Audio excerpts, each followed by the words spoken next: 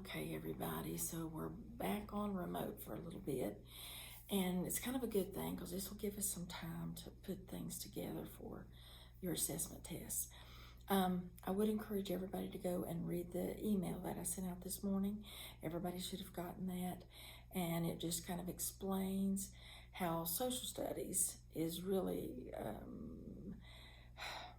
used instead of history and civics and geography on these standardized tests.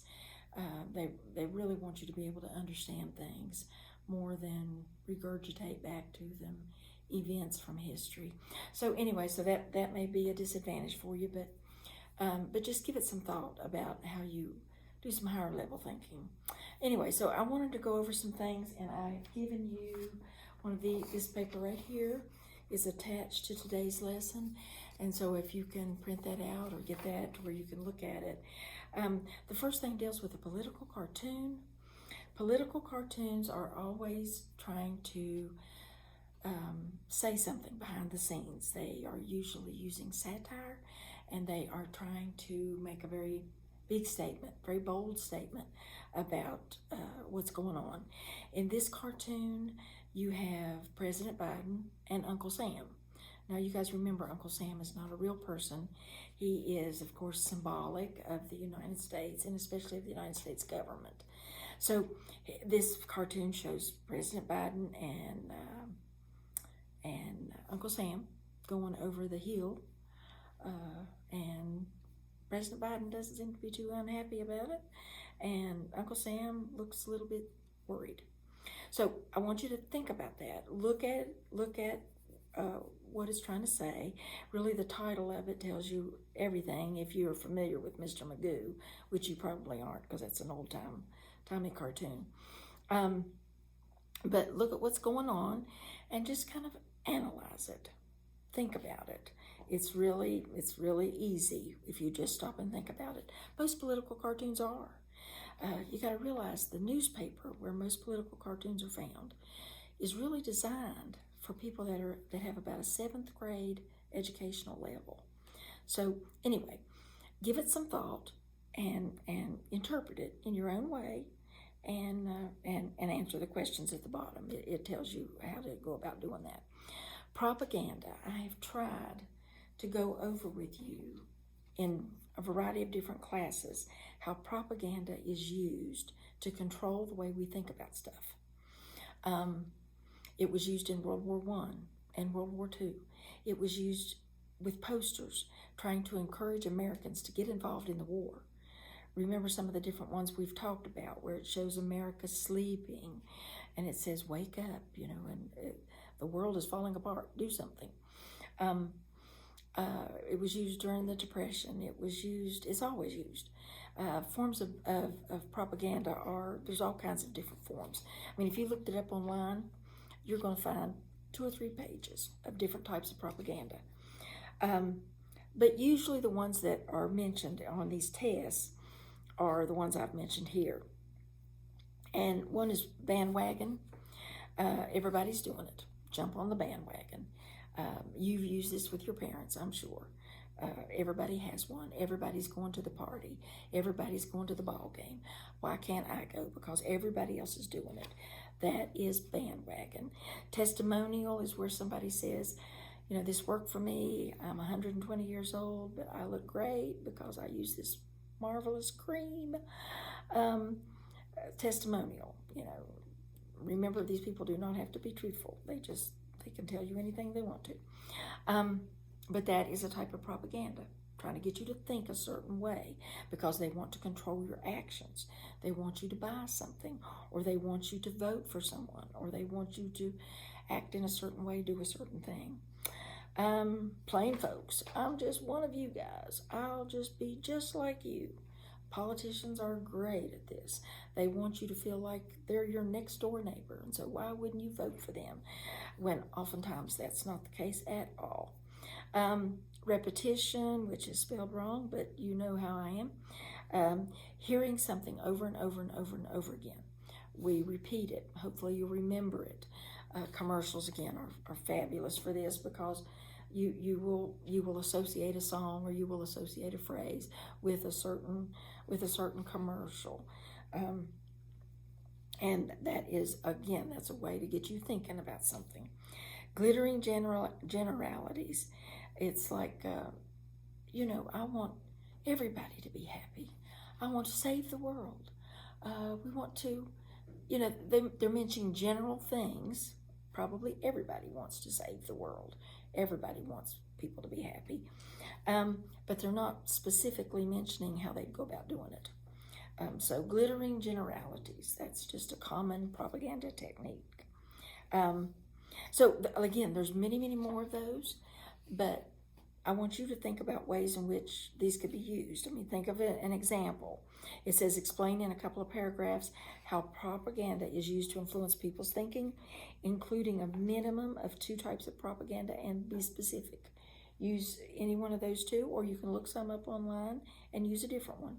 But I just want you to be familiar with what propaganda is. And we need to be able to spot this, because I don't want anybody playing with my mind, and I know you don't either. So you got to be able to spot it when you see it. When somebody is feeding you a bunch of baloney, you want to be able to pick up on that. Okay, and then the next one and the last one that we're going to do for today, these are going to be short and sweet and straight to the point. The difference between primary sources and secondary sources. And I've given you that before. We've talked about this before. But primary sources, if you remember, are oftentimes when we look at a primary source, we're looking at a copy of it, because we don't have the actual Declaration of Independence. We don't have somebody's actual birth certificate.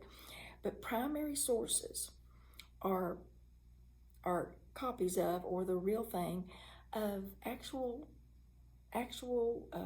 newspaper clippings, a birth certificate, a death certificate, somebody's hotel registry of who all was at the hotel on a given time or a certain day, a school record, would be your permanent record, is a primary source. And of course, we're not supposed to let anybody see that, but it is a primary source document. If you ever run for president, it might be in the newspaper. Some of you would not like that. All of those things are primary sources. And you can probably think of a whole bunch more. A letter that you write to your grandmother, that's a primary source. And again, say you become president, those kind of things would be valuable. You could leave it for me and I'd make a lot of money.